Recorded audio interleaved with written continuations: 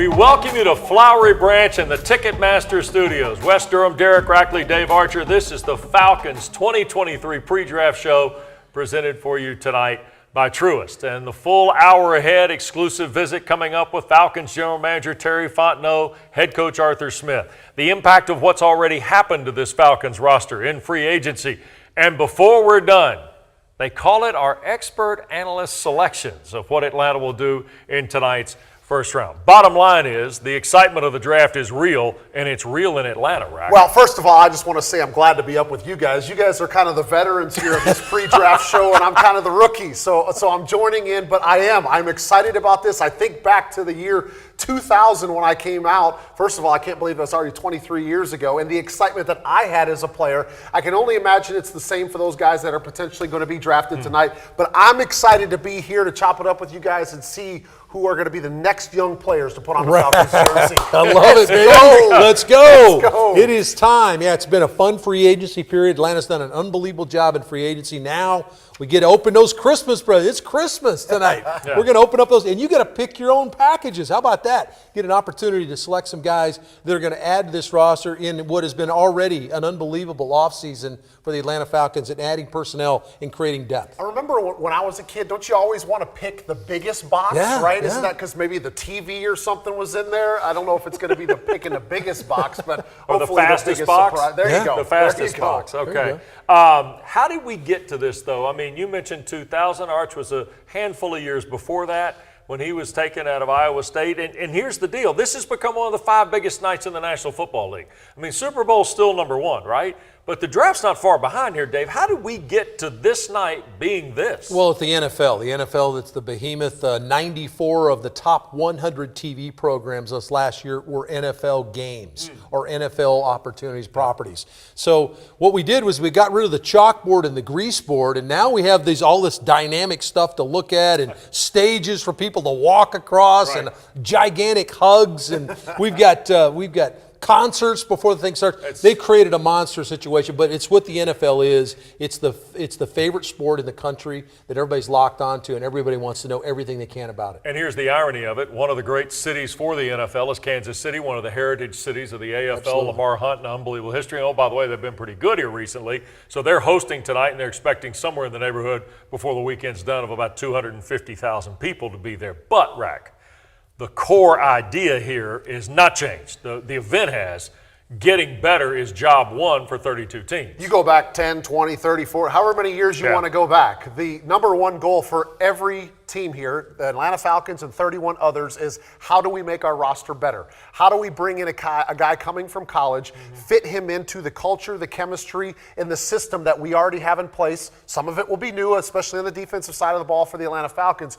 But how can we bring these guys in and make our football team better and find a way to play into the month of January, which is something that the Falcons have not been able to do over the past few years? You get the right hits. You hit on the right guys, and they end up developing through your franchise. Now you're playing into January. I think the rewarding part about it is, guys, is the framework's in place. Yep. You've established a physicality of what this team's going to play with on the offensive side of the ball with the run game. You've talked about how you're going to play for 60 minutes, which they've done the last 2 seasons. That framework's in place. The culture, if you will, is in place. You've added some people to that, and now you're going to add some more tonight. Well, it's an interesting scenario for Atlanta because it's been a couple of years where Terry Fontenot and Arthur Smith have had to go brick by brick, if you will, in rebuilding this franchise. However, the offseason momentum is real. The excitement for this football team is real. There's no doubt about that. And it's clear that Terry and Arthur embraced these challenges and more when they arrived in Atlanta a couple seasons ago. And now this team finds itself on the rise. This was never going to be an overnight haul. This is not going to be something that you get a new coaching staff in here, you get a new front office in here, and everything magically changes. As you all know, we went into last year with the most dead money in the history of the NFL, $86 million in dead money. You knew that it was going to take a couple of years to even begin to see what Terry Fontenot and Arthur Smith want to build in Atlanta. We have an open checkbook for the first time. We do have a lot of cap space, and we're excited. We're about our plan going into free agency. Patience from the organization, the patience from the owner, the patience from the fans. And because of that discipline, we're able to put ourselves in a little bit better position right now. We gotta make a splash. In free agency first? Absolutely. Right. Go get a Jesse Bates. Go get a guy that can help our football team win. But more importantly, Mike, we are news. We are moving the needle. We haven't done that. You're always building. You want to build a championship roster, not just for 1 year, but for several years, because you're putting together a puzzle. You're not trying to add a few players. We have a whole team that we have to put together, and so you want to make sure that you're doing the right things and staying within parameters at every spot. Jonnu Smith, they make a trade for him, tight end from New England. Every time I step on that field, you're going to get every ounce of me, every passion. Tosses, end zone. Oh, Jonnu Smith! Put the ball in my hands anywhere on the field, and I'm just going to make plays. David Onyemata comes over from the Saints. I play my hearts out. Expect great things. Wins on every down and distance. Runs into his own blocker and then is brought down by Onyemata. Caden Ellis, a linebacker who had 7 sacks last year. He just goes out and balls. Steps up in the pocket and gets sacked. Caden Ellis. I'm so excited. It's just such a blessing, thankful, and I'm ready to come and put on a show out here. Start with the Taylor Heineke piece. Expected to sign with the Atlanta Falcons. Full circle, this is where it all started. Fell in love with football here, grew up in Swanee. He's coming in to be the backup quarterback, but he's a guy that anytime he's gotten an opportunity to play, he's gone on and he's done really well. Again, he's able to escape. Keeps the play alive, runs for the first down, dives for the pylon as he ends. Yeah, I plan on just trying to be that veteran presence, but hopefully Desmond can stay healthy and I can help him in any way he needs. The other thing the Falcons have done today, and this is the big splash, is Jesse Bates. You got a lot of talent, a lot of young people, and a lot of great people that care about winning. So, like I said, I'm excited to be a part of this. Second down. Rivers off play action. That one's going to be intercepted, picked off by Jesse Bates. I saw a great opportunity, for me to come in and feel like I can be a difference maker on this defense. I think it's just going to be a great opportunity for me to go out there and play and make some big plays. I'm just excited for the opportunity and to be able to play with the guys and really see what we can do this season, and I think we'll shock some people. This year, this team's going to be a very competitive, tough team. Win a lot of ball games. Arthur Smith said he wanted a violent D-line, and I could bring a lot of violence. I think that we're going to push each other. It's going to be competitive. But at the end of the day, we're going to bring the best out of each other. We got to bring the A out, and we got to make sure that everybody in the A is, knowing that the Falcons here too, and the South got something to say. They are building that team piece by piece. The next big piece, the number 8 overall pick in the draft. What's their strategy going into next month's? What it helps when you do a lot of good things in free agency, and whether you're moving around, whether you're moving up or moving down, it helps you to have discipline and say, let's just continue to improve this team. And knowing who they are, if they're truly passionate about what they do, they want to be the best football player they can be, they want to be the best person they can be. We believe we have a strong culture and a really good locker room, and we want to make sure we add to that in the right way. The 8th pick, the Atlanta Falcons select. Well, the one thing you find when you hear Terry Fontenot and Arthur Smith talk about the last 2 years, you respect, number one, their discipline in doing it. Number two, the fact that, hey, you knew that you weren't going to have a full load of ability to do things financially and otherwise maybe until now. And it strikes me every time I hear them talk about that build, how important has happened in the last, 90 days, and now what's going to happen this weekend, Derek? Yeah, I think you go back, you kind of talked about it, Wes, 2 years when they came here. It was like Terry Fontenot probably so excited to be getting his first general manager position, but then looking at all of the X's and O's, if you will, of the roster and the salary cap situation, and he probably had one of those, okay, I got my work cut out for me, because they did. They were so strapped from a cap perspective. They were going to have to eat so much money into the cap. They knew it was going to be a process. And I went back to a quote that Terry Fontenot said just a few weeks ago. He said, we had to add to every phase. We just want to make sure we have the right discipline. We have to set parameters because if we don't, we'll find ourselves in a bind again. So they had to be very disciplined these last 2 years, but they finally got themselves to a point to where they could be players in free agency. They could truly go out and try to find difference makers, and they were able to do just that. Yeah, and I think that deep sigh you talked about was he knew what he was getting himself into. It was presented to him as he began to evaluate this job before he took it. Right. But that deep sigh was, ooh, this really is going to be an interesting ride. And it's been one that he's shown a tremendous amount of discipline. Both he and Arthur Smith working in lockstep to secure talent, to put a team on the field that frankly has been extremely competitive in the first 2 seasons. You're talking about 13 of the 16 games this last, 13 of the 17 games this year were one-score games. You went from not being able to win in your own building to winning 6 of the 9 games that were played in Mercedes-Benz Stadium. So the thing has begun to turn, and he's turned it with guys that he had to go find to kind of try to plug in because of what you're talking about being strapped. But I think that now, with his ability to kind of spread his wings a little bit and then go find the right pieces to plug in, it should be pretty rewarding. Well, they both respected the process. They covered the checks and balances you got to do. And now the free agency haul is being lauded by just about everybody that covers the NFL as one of the best in terms of filling need. It seems like they have found an answer for every possible solution that they had to attack when they, as you said, Dave, attacked the roster. Well, I think that answer may be a little bit bold. I think they certainly have gone out and they've secured better talent. I think when you look at the roster, the 53-man roster, how many are actually on the roster right now, it's a much deeper roster rack than they've ever had before. If you get a guy go down, you're going to plug another guy and you go, wait a minute, I like that guy. That guy might be a starter, and one of those kind of deals. We see it in the secondary. We see it in a lot of places. And they addressed everywhere on the team. It wasn't just, and he said he was going to do this in January, we're not just looking at going and getting a quarterback because we got a young dude here or find a guy to play receiver. We're going to attack every level of the defense. Every facet of the offense is going to get addressed, and they did that. Yeah, and as a football guy and maybe call it a little bit of an average fan, you just kind of see all the signings. You're like, oh, God, they've added a lot of really good players. Yep. But then as I started to really dig deeper getting ready for this pre-draft show, you can start looking at the current roster that they had and then all of the additions. And every single year, fellas, they have a tough job narrowing it down to the 53-man roster. But to your point, Arch, about some of the guys that they're going to have that maybe your second string, maybe your third string, they're really going to have some difficult decisions this year because they've got some players on this roster that go 3-4 deep. They want it to be difficult. They want that competition.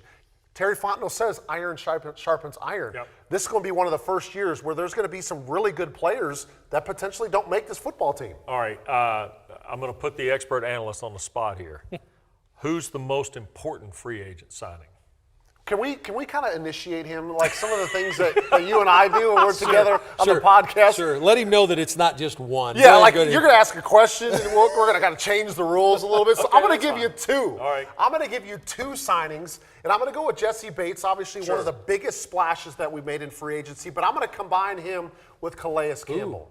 You get those 2 guys on the back and the front of this defense. Jesse Bates, maybe one of the better players at his position in the National Football League, bringing in experience, bringing in playmaking ability, and from day one, will kind of demand the respect because of what he's done throughout the course of his career. And then you have Calais Campbell, who may not be the most dominant defensive end right now in his career, but when you talk about a guy that opens his mouth in the locker room or on the practice field, every single person will stop and listen to him because of what he's done, because of the teams that he's been on.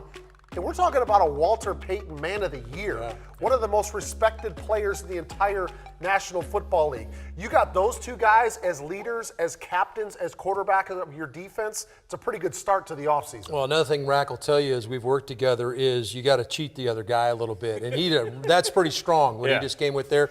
So I'm going to cheat the game a little bit here. And I'm going to go with defensive coordinator Ryan Nielsen. You're completely cheating the game. and Jerry Gray coming in as the defensive coaches here. I think that you got Jerry Gray, who comes in as a former DC at 2 places in the National Football League, one of the more respected defensive back coaches in the league, played DB, was a #1 pick out of Texas, knows everything there is to do about the defensive back position. You bring him in to aid first-time defensive coordinator, was co-defensive coordinator in New Orleans over the last couple of seasons.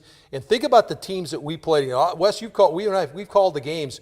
Those games against New Orleans are tough. Yeah. And they are very difficult to handle defensively. He's going to bring that attitude to this team with the help of Jerry Gray and tutoring some of those guys, maybe young or old, and getting them ready to dialed into play. All right, so let's pivot from the Falcon free agency haul, which, as we said a moment ago, has been lauded by most everybody as one of the best in the league, to now what happens in the next 3 days. Because the reality of this is Atlanta now gets an opportunity to match. You told me a month or so ago the door is wide open for the next 3 days. 5 picks in the first, 113 for Terry Fontenot as we tape. How do you then put perspective on what Atlanta needs to do in this draft? Well, needs is an interesting word to use because certainly you can plug some guys in, but I think what they've done is they opened the door, as you mentioned, because of what they did free agency. They're not pigeonholed into having to go after somebody or reach for somebody because they need this. Yeah. Now, certainly there's some places they need to bolster, whether it's the edge rush, add another corner, whatever it is. But they have the ability to flex out and get those guys whenever they feel like that's the best player on the board. You'll hear Terry say that a number of times. I think that's the beauty of it, and there's enough draft capital with those 5 picks you're talking about to be able to move around if you want to. Remember, they traded up to get Arnold Ebiketie early in the first round, early in the second round. He was projected as a first-round pick. So I love the versatility they have. I think they're a wild card in the draft. I don't think you know what they're going to do. Yeah, I agree. I mean, they could stand pat at 8 and end up with a really good player. They could trade up. They could trade back. They've got a lot of options here because they had such a successful free agency period. But when I look at this draft, whether it's the first round pick or you go second, third, fourth, I think they just need players that strike fear into the opposing team. And that could be taken a lot of different directions, but the way I look at it is pass rusher's been a struggle a little bit here for Atlanta. How about bringing in a guy that strikes fear into opposing offensive tackle or a offensive coordinator that says, you know what, I got to make sure I have a tight end here because if I don't, this guy's going to give us a problem. Or a wide receiver that has so much speed that when he gets on behind the defense, he's going to create an explosive play, if not a touchdown. Anything like that, a player that strikes fear into the opposing team, opposing players, opposing coordinators. That's what they're looking for. What did Ryan Nielsen say to back up what Rack is talking about in his introductory press conference? We want to play with violence on the defensive side of the football. I mean, that sends chills down my back, and he's gone out and gotten some of those guys, but that's what Rack's talking about. Find those kind of guys on both sides of the ball that can make you have a problem trying to prepare. Yeah, that's terrific stuff. All right, so you know how the Falcons have set up their roster through free agency and what they retained from a season ago.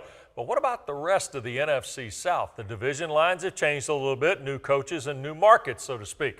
So let's welcome our friend Steve Weiss from NFL Network into our pre-draft show presented by Truist tonight.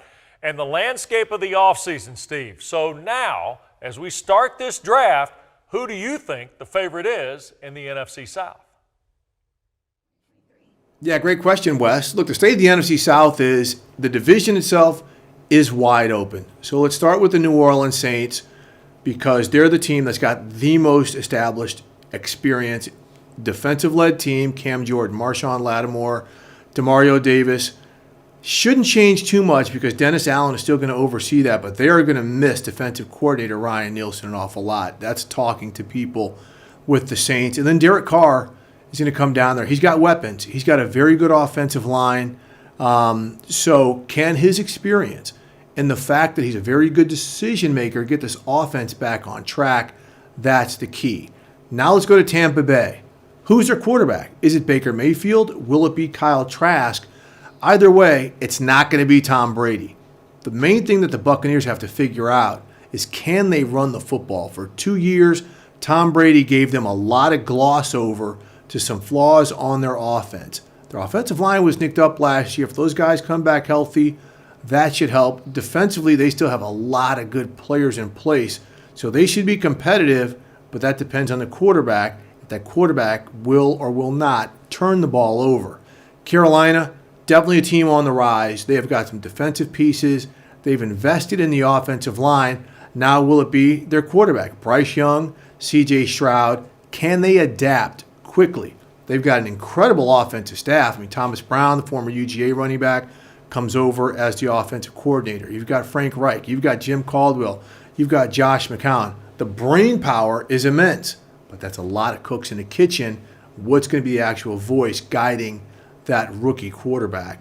And then let's come to the Falcons. Okay, they've established themselves as a physical run-first team. But now you bring in Jonnu Smith to go with Kyle Pitts, Drake London. How is the passing game going to change, especially now that Desmond Ridder, who can run, but he's more of a drop-back quarterback, how is that going to complement the run game? And then you see defensively all the pieces that they've added in free agency, starting with safety Jesse Bates, David Onyemata at defensive tackle.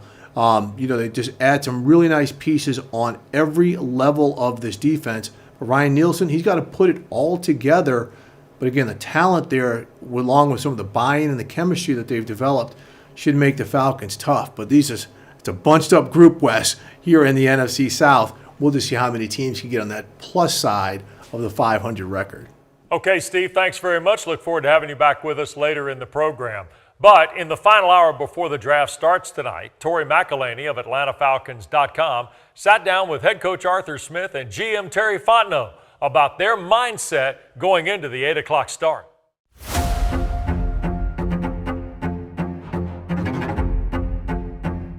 We're inside the war room and you guys are on the clock, and it may or may not be the number 8 pick. Well, I mean, the draft is so unpredictable. Trust all the work that's gone into it because it is unpredictable. You game all that out. You have so many, it's exhaustive having all the conversations of all the different scenarios. Whether we want to trade down or not, again, if we get a great offer, we're always considering that, but you got to be, all right, going to make that pick at 8, here we go.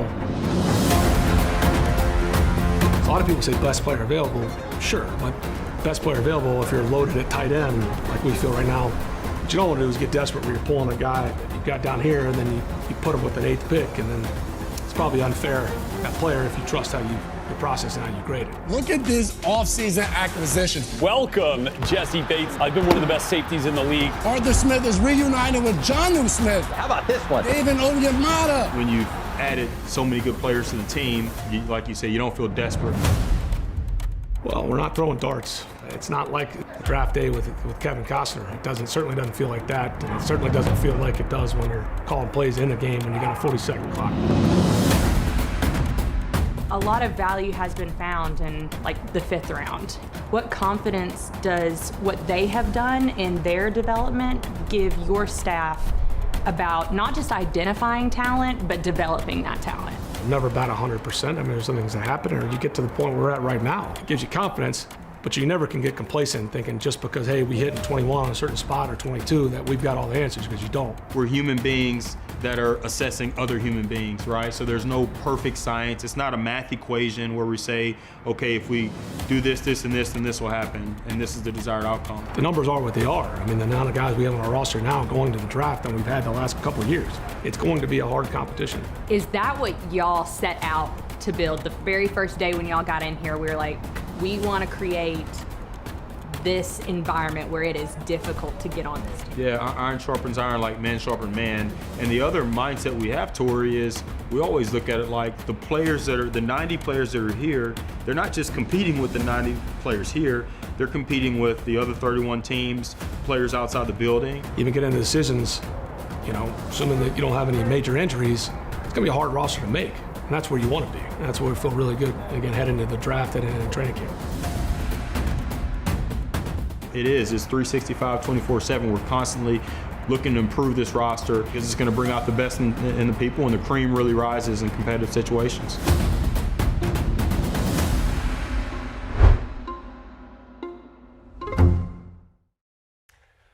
Tori, thanks very much. Great stuff with Terry and Arthur. We appreciate it. Now, I've done a little math here, Rack, and Arch will tell you math can sometimes be a little tricky here. If you take the end of the 22 roster and the potential 23 week 1 roster, I've got 8 new starters, and that's before the draft, 6 on defense and 2 on offense. So the change in attitude, the change in not only in the building, but certainly among the fan base is certainly merited here. But we all know, no guarantees in the NFL. So what are you missing? I guess, what are you looking for in this draft to amplify what you've already done? Well, you got to put everything together, right? We had this free agency that was, everybody would kind of laud it was successful. Sure. Brought in a lot of really good players. They got another really important test or really important element of the offseason coming this weekend, right? Bringing that piece into it.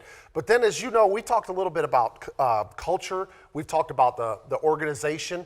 You've got to put all that stuff together because As you know, Arch, you can have a bunch of really talented players, and if they all don't learn the scheme and they don't want to learn how to play together and they don't really buy into what the coaching staff is selling, you won't have success. You can have as many talented players if you want, but if they're not bought in to what this coaching staff is trying to do, we've seen it over the last couple years. They want to win up front, they want to play physical, they want to run the football, and they want to play stingy on defense. They started to add some more bodies to make them successful, but you've got another piece in this draft to make that happen. Yeah, and so what do you do to maybe take another step? Okay, you got to get off the field on third down. You cannot stay on the field. Teams are converting at 45, almost 46% of the time. That's 31st in the National Football League. You got to be able to get after the passer, and you got to be able to defend the run game. That's going to put you in passing situations on third down. The other side of the ball on offense, you got to be able to cash in. You get in the red zone, which Arthur Smith's offenses are noted for. Go back to the numbers in Tennessee. They were very good in the red zone. That's an area that they've got to increase. So what do? You find players that can affect those areas of the field. Getting off the field on third down, rushing the passer might even be a combination deal, defending the run game, which would be interior linebacker, and then on the other side of the football, making plays in the red zone. And there's some guys out there that are going to help you in all those categories. All right, we got a lot going on here. So now we'll take the draft and we'll take free agency, and as we move forward here, where's Atlanta look? It feels like that this organization has learned a lot in the last 2 years, Dave, and the ability to live through that may pay off here for them. Yeah, I think that the idea of establishing, Rax talked about it, we both talked about it, the culture and the idea of what you're supposed to be. That's the hard part about it when you come in new, is you hear a change of culture and reestablish things or establish things. They've done that. Yeah. So now they had to plug in guys that fit that mold. I think they did a really good job of that, Rax. Yeah, absolutely. You look at some of the guys, obviously the Jesse Bates makes a splash, right? You got some other guys, I think about like a Mike Hughes and a Jeff Okudah. Those two guys come in here as former first rounders, not just guys that were maybe 6th or 7th rounders or street free agents. They were first rounders that had their challenges early on in their career. Maybe the organization wasn't the right fit. Maybe they were banged up. Jeff Okudah has been banged up throughout his career. He's a number 3 overall pick just a few years ago that comes over to this organization, and he's now probably trying to prove his worth. He wants to come out and show everybody why he was such a dominant player at the college level. You've now got these guys that are hungry coming into a team that is really kind of trying to turn over a new leaf. Is really exciting times for Atlanta. All right, we're getting ready to take the turn now toward the draft at 8 o'clock tonight, and when we come back, 3 positions on the field the Falcons might go in the next 3 days, and the top 3 players at those positions. And still ahead, expert analysis and picks for tonight's first round coming up. Drake, With the 8th how you pick doing, man? in the 2022 Good, how are you? NFL Draft, You want to be a Falcon? the Atlanta Falcons select Oh yeah. Drake London. What are you bringing to the Atlanta Falcons? I think just playmaking ability. Guys, he can go up and get the ball better than anybody else in this draft class. His catch radius is off the charts. Oh my goodness, Drake London caught. Drake London touchdown. Unloads down the sideline. London goes up and makes the catch. My goodness. This is the newest Dirty Bird, Drake London. Rise up. The Atlanta Falcons are redefining season ticket memberships. Get the best seats at the best value. Become a member and take your love for Falcons football to the next level. Stand out as a season ticket member wherever you go with free and exclusive members-only gear. Get ultimate ticket flexibility to sell back or swap game tickets when you can't attend. And best of all, playoff priority and access to members-only events all year long. Your seat is waiting. Rise up. We're in Flowery Branch at the Ticketmaster Studios, and our pre-draft show continues, presented tonight by Truist. All right, 3 positions that the Falcons might look over the course of the weekend, and maybe the best guys available at those positions. Not necessarily saying it's going to be early, but at some point over the weekend. And I tell you what, Rack, we'll let you start. All right, I know you're getting excited because you get to dive into X's and O's, but I'll start this thing off. And I'll start with the defensive backs, a position that's very much in play for Atlanta at number 8 or wherever they draft in the first round. And I'm going to start with my top 3. I think the widely regarded as the number 1 corner in the draft is Christian Gonzalez out of Oregon. went to the combine and absolutely blew it up with his speed, ran a 4.38, showed a 41.5-inch vertical and an 11.5-inch broad jump. What does that mean to somebody that doesn't know? That means speed, that means explosiveness, that means top-tier athleticism. And then you look at his tape like we're seeing at Oregon, and he backs everything up with his play on the field. He ends up picking off passes this year. Just a phenomenal player all around. He's got really good size to him as well. Maybe not the tallest corner in the draft, but widely regarded as the best. Will probably come off the board first. Maybe Devin Witherspoon, but we'll get to that one in a second. My number 2 corner in this draft, fellas, is a guy by the name of Joey Porter Jr. out of Penn State. Now, he may not be number 2 on everybody else's board, but let me tell you why he's number 2 on my board that doesn't really exist. But anyway, I love the fact that he is get in front of your face of wide receivers. He is a press corner that wants to get contact. He wants to reroute you. And in the NFL, that's what you need to do is disrupt timing. Some of these quarterbacks just want to get the ball out of their hands. Joey Porter Jr. is going to get up in your face. Number 2, he has got length. He sits just shy of 6'2". What does length do? It eats up space. If you get beat off the line of scrimmage, sometimes that length helps you catch up. Or down the field, it helps you elevate and go up and make a play on a 50-50 ball. He's got the length. And number 3, like I mentioned, his name is Joey Porter Jr.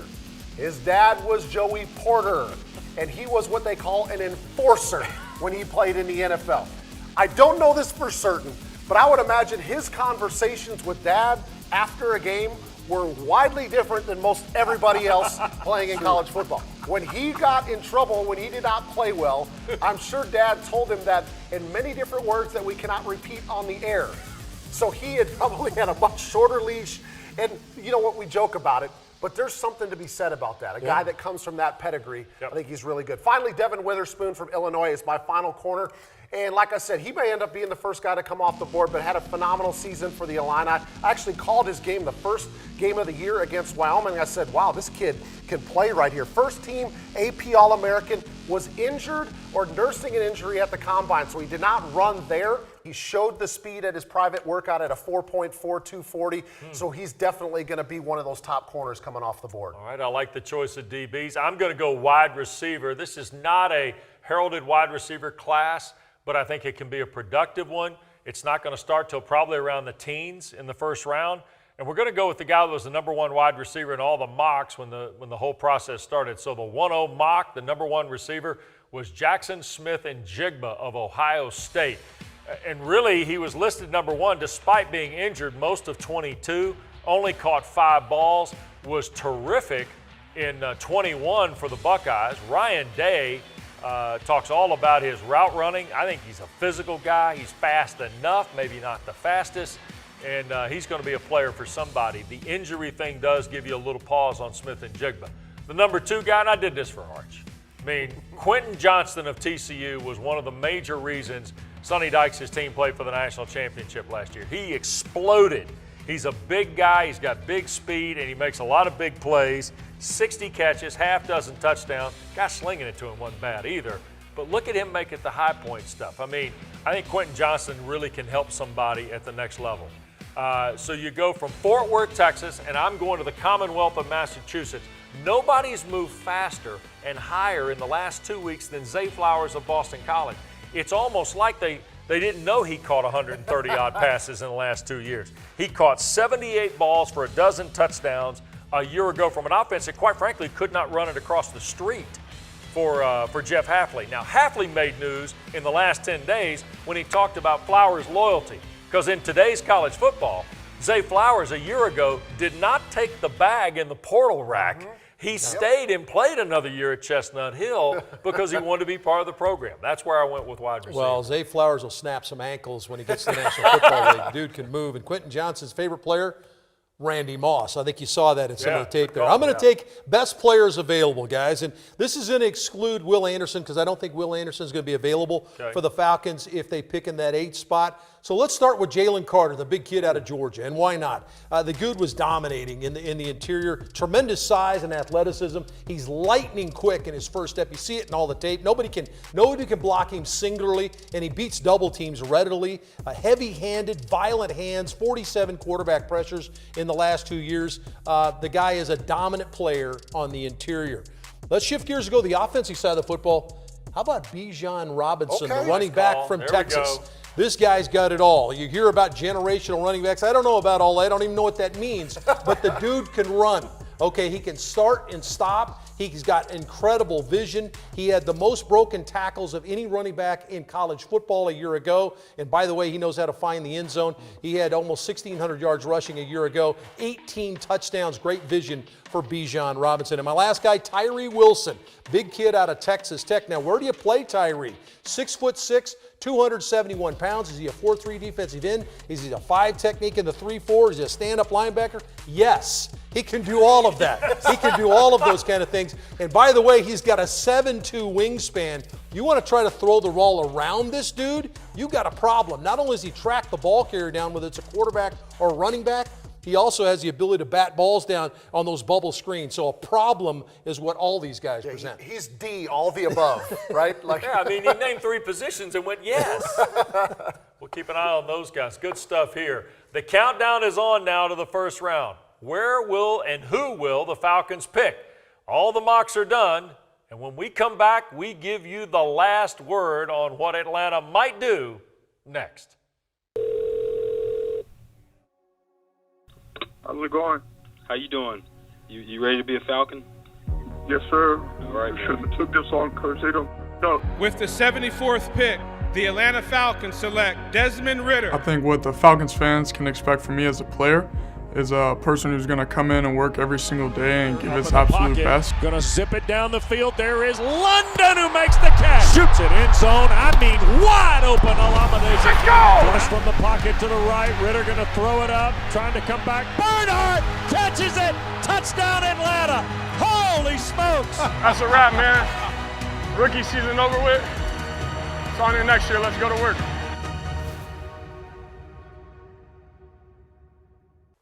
So what will the Falcons do in the first round tonight of the National Football League draft? Well, you'll hear from Dave and Derek in just a moment, but let's rejoin Steve Weish of NFL Network and get his thoughts on where Atlanta goes in the first round. All right, I think the Falcons do go corner at number 8, even though, they've brought in some veteran corners. They've got some players there, but you can never have enough corners. And I think the pick, if he's there, will be Devin Witherspoon out of the University of Illinois. He's a guy who can play in the slot. He can play out wide. But because they've got some pieces on the outside, I think his natural position right there is in the slot. He will allow Jesse Bates to play free, Richie Grant to do some things as kind of a rover in the middle. And I think he just really fits knowing what Ryan Nielsen did down in New Orleans. And you saw a lot of 3 safety, kind of 3 or 1 corner, 2 safety looks in the middle of the field. I think that's the type of player. If it's not him, I think it's Christian Gonzalez. Could be wrong. Edge rusher could be just too hard to pass up because, you've got some good guys, but you get a dynamic talent off the edge. That's huge. But again, I just look at how Ryan Nielsen built his defenses, and they really, really like a lot of ball hawks in that secondary. Well, Steve, thanks very much. So Devin Witherspoon of Illinois, and that's a guy we've already talked about, and you're right, he's a playmaker for sure in the secondary. We also said at the top, the door is as wide tonight for the Falcons as maybe it's been in a decade or so. 5 of the first 113 picks belong to the Falcons. So I'm going to start the expert analyst segment here. I love it. Even though I clearly do not qualify as such. I'm going to tell you I think Atlanta trades back. Okay. Ooh, okay. See, I'm not going by the rules either. Yeah, see, he learns like quick. you guys did earlier in the show. Quickly, very quickly. I think Atlanta can go back a couple spots and get what they want. And what they want is Bijan Robinson. Okay. Because I think Robinson is the guy that fits the bill here. You guys mentioned it earlier. Art, you said it beautifully. I mean, he can catch it. He can run it. He's the Doak Walker Award winner. It's the start-stop ability. It's the speed. I think the vision is really good, and I'm with you. I don't know what generational running back is, but this guy, was the best running back in college football a year ago. I think he'd look really good with a bird on the side of his helmet. Well, I'll tell you, I called a couple of his games over the last couple of years, and it's one of those situations, Arch, I know you see the same thing when you watch him. He might come off the field because he's getting a drink of water or he needs to catch his breath, but you just sense a different feel when he trucks back on the field. You just like, okay, Texas is going to be all right. Here comes Bijan. Yeah, and that's not what the opponent's saying. They're saying, uh-oh. Uh-oh. But I can tell you, having met him at Big 12 Media Days, quality human being as well. Guy that cares about the community, which is in the DNA of an Atlanta Falcon. Yeah. All right, next, Rack. All right, let's go. We talked about edge rusher was a need. How about a guy that could be an edge rusher? He could be a linebacker. He could be a cover player. I'm going to go with Nolan Smith out of the University of Georgia. And the reason is this guy gives you so much versatility. First of all, he's a winner, back-to-back national championships with Georgia. But even more interesting, the fact that he had a torn pectoral muscle this year. So he basically had to embrace being a leader. And he didn't just embrace it, like he excelled. He acted like another coach on the field when he couldn't play. But when he was on the field, he was making a whole lot of plays like this. And then he gets healthy, goes to the combine this year, runs a 4.3940 at 6'2" and nearly 240 pounds. So what do? You put him on the edge, you tell him to run around an offensive tackle. If you want, you could say lock up on that tight end. If you want, you could say lock up on that slot receiver at 4.39 in the 40. This guy brings you so much versatility, and he would be happy to stay at home with Atlanta. Hassan Reddick, Micah Parsons, maybe? Yeah, sign us up for that. Kind of like that? Yeah, okay, yeah, I think I agree with you, Rack. There's no question. He's got that kind of versatility. Savannah's own, by the way. Yeah. Just down the road in Savannah is where he hails from. All right. I was scribbling stuff down. I was raking stuff out. I was listening to you talk and all this kind of... Christian Gonzalez, you completely sold me.